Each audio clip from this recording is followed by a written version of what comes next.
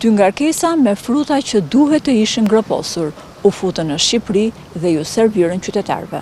Më konkretisht, gjatë muajit shtator janë konsumuar 7.300 kg pjeshk të importuara nga Greqia me pesticidin e rrezikshëm Fosmet, përdorimi të cilit është rreptësisht ndaluar në vendet e Bashkimit Evropian dhe Shqipëri. Në të njëjtin muaj, nga Greqia është importuar dhe 882 kg rrush me pranim mbi normë të mbetjes së pesticidit propamokarp me risk për shëndetin e njerëzit. Televizioni Ora News i ka kërkuar informacion Autoritetit Kombëtar të Ushqimit për subjektin importues të këtyre produkteve që kanë vënë në rrezik jetën e qytetarëve.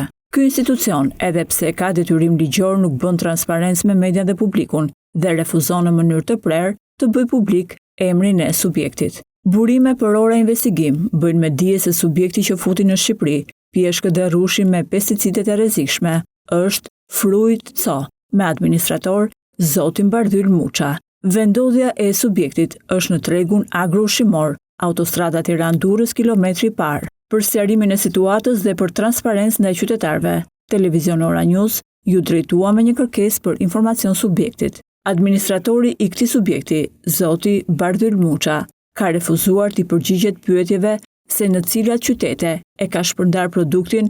Për më tepër, nuk ka marrë asnjë përgjegjësi për faktin që i ka servirur konsumatorit fruta që i kanë rrezikuar jetën. Zoti Muça ka vendosur të kyç gojën, por më alarmant është fakti që edhe vetë AKU nuk di se ku është shpërndar rrushi që duhet të ishte zgjesuar. Kjo faturshitje, e siguruar nga Ora Investigim, tregon qartë se subjekti e ka shitur rrushin me pesticide në Vlorë, ndërsa Drejtoria Rajonale e AKU në Vlorë zyrtarisht shprehet se ky produkt nuk është shpërndar në qytetin e Vlorës.